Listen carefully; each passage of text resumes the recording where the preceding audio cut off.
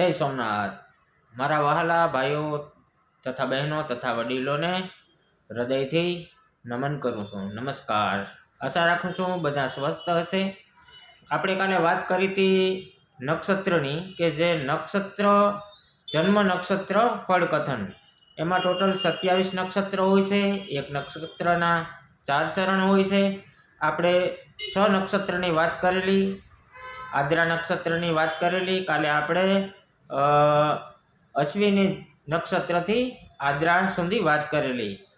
આજે આપણે પાર્ટ 2 માં વાત કરશું પુનર્વસુ નક્ષત્ર જાતક વિશેની, કે જે જાતકનો પુનર્વસુ નક્ષત્રમાં જન્મ થયો હોય એ આપણે વાત કરીએ છીએ। મહર્ષિ પરાશરના મત પ્રમાણે પુનર્વસુ નક્ષત્રમાં જન્મ ધારણ કરનાર વ્યક્તિ દેશ વિદેશમાં ખ્યાતિ મેળવનાર હોય છે, પણ તેની આ કીર્તિમાં વારંવાર ઘટાડો અને વધારો થતો જોવાય છે। વળી આ માણસને વિવિધ પ્રકારના રોગો પણ પીડા થવાના યોગો બને છે। વરાહમિહિર બતાવે છે કે આ માણસો પોતાની ઇન્દ્રિયો ઉપર કાબુ રાખી શકતા નથી, આમ તેથી તેઓ વિવિધ પ્રકારના રોગોથી પીડા અનુભવે છે। આ નક્ષત્રમાં જન્મ ધારણ કરનારા માણસોના વિચારો ઘણીવાર ક્રૂરતા જોવામાં મળે છે। આમ છતાં તેઓ ઉત્તમ પ્રકારનું ચારિત્ર્ય ધરાવનારા હોય છે, તથા પ્રસંગોપાત તેઓ ઘણા સારા દાન આપવા જેવા કાર્યો પણ કરતા હોય છે। એક નવાઈની વાત તેવી પણ છે કે આ માણસોને તરસ બહુ જ લાગે છે। પોતાના ભાગ્યમાં લખ્યા પ્રમાણે પોતાને જેટલું મળે તેટલામાં તેઓ સંતોષ માનતા હોય છે, કારણ કે આ માણસો જરા પણ લોભ વૃત્તિ જોવામાં આવતી નથી। હવે આપણે વાત કરીએ છીએ પુષ્ય નક્ષત્રની, કે જે જાતકનો પુષ્ય નક્ષત્રમાં જન્મ થયો હોય તે વ્યક્તિનો આચાર વિચાર અને પ્રભાવ કેવા હોય છે। પુષ્ય નક્ષત્રમાં જન્મ ધારણ કરનાર માણસો તાકાતવાળા તથા સુંદર દેખાવ ધરાવનારા તેમજ પ્રભાવશાળી વ્યક્તિ હોય છે। આ પ્રકારના માણસો ઘણું મોટું કુટુંબ ધરાવે છે, અને વળી તેમનું કુટુંબ ઘણીવાર તેમના નામથી ઓળખાય છે। આ માણસ ઘણો જ્ઞાની અને વિદ્વાન હોય છે, કારણ કે તેણે ઘણા વિદ્વાનો પાસે તેમની વાણી સંભળાવેલી હોય છે।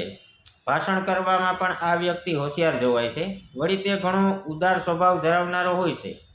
પરાશરની જેમ વરાહમિહિર પણ એમ કહે છે કે આ નક્ષત્રમાં જન્મ ધારણ કર તો તે માણસ ઘણો વિદ્વાન હોય છે, એટલે મોટો વિદ્વાન હોય છે।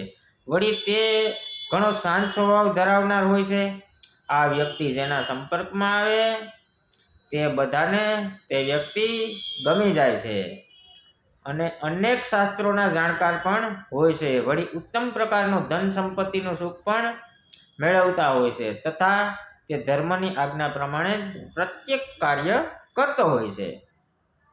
હવે આપણે વાત કરશું આશ્લેષા નક્ષત્રની, કે જેનો જન્મ આશ્લેષા નક્ષત્રમાં થયો હોય। જે માણસના જન્મ સમયે ચંદ્રમાં આશ્લેષા નક્ષત્રમાં રહેલો હોય તે માણસ મોટે ભાગે ઘણો લુચ્ચો અને બેઈમાન હોય છે। આથી આ પ્રકારના માણસો પોતાના ઉપર વિશ્વાસ કરનાર માણસ સાથે પણ વિશ્વાસઘાત કરતા હોય છે। આવા માણસોથી જેટલા બને તેટલા દૂર રહેવામાં જ પોતાનું કલ્યાણ સમજવું। એમ સમજવું આ માણસો પાપી પ્રકૃતિના હોય છે, અને તેથી તેઓ હંમેશા પાપના કાર્યો તથા ખોટા અને ખરાબ નિંદનીય કામોમાં જ વ્યસ્ત રહેતા જોવામાં આવે છે। આશ્લેષા નક્ષત્રમાં જન્મેલા માણસોને ખાવા પીવાની બાબતમાં કોઈ પણ પ્રકારનો શોષ કે બાદ હોતો નથી। વસ્તુ ખાવા માટે યોગ્ય છે કે નહીં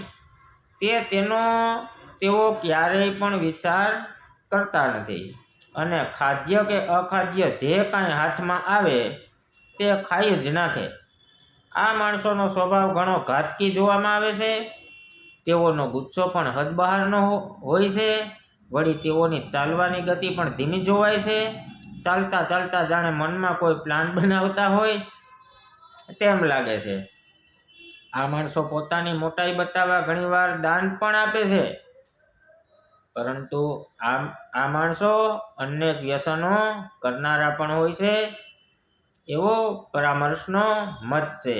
હવે આપણે વાત કરીશું મઘા નક્ષત્રમાં જેનો જન્મ થયો હોય એ જાતકની. મઘા નક્ષત્ર પિતૃદેવના આદિત્યવાળું છે.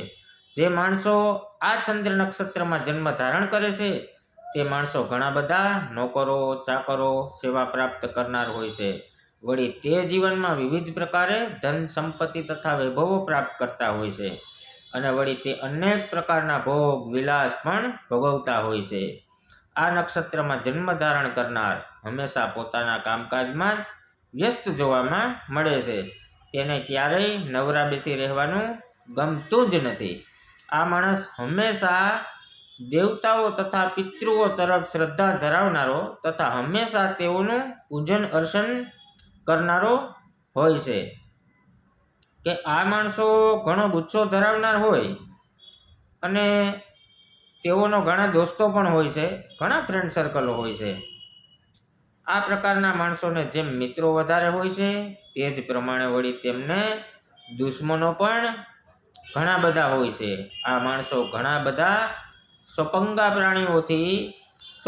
પ્રાણીથી પણ શોખ ધરાવે છે. તેને પાલતુ પ્રાણી પાળવાનો બહુ જ શોખ હોય છે અને તેને પાલતુ પ્રાણી બહુ જ પ્રિય હોય છે અને તેથી તેઓનો આવા પ્રાણીઓને પાળે છે પણ ખરા.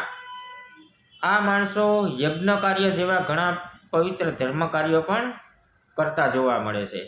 હવે આપણે વાત કરશું પૂર્વ ફાલ્ગુની નક્ષત્રના જાતકની, કે જેનો જન્મ પૂર્વ ફાલ્ગુની નક્ષત્રમાં થયો હોય. નક્ષત્ર માલાનું 11મું નક્ષત્ર પૂર્વ ફાલ્ગુની છે. આ નક્ષત્રમાં જન્મેલા માણસના નસીબમાં બાળકોનું સુખ બહુ ઓછું જોવાય છે. અર્થાત તેઓને બહુ જ ઓછા સંતાનો હોય છે. આમ તો બીજી બધી વાતોમાં આ માણસો ઘણા જ નસીબદાર હોય છે તેવું જોવામાં આવે છે.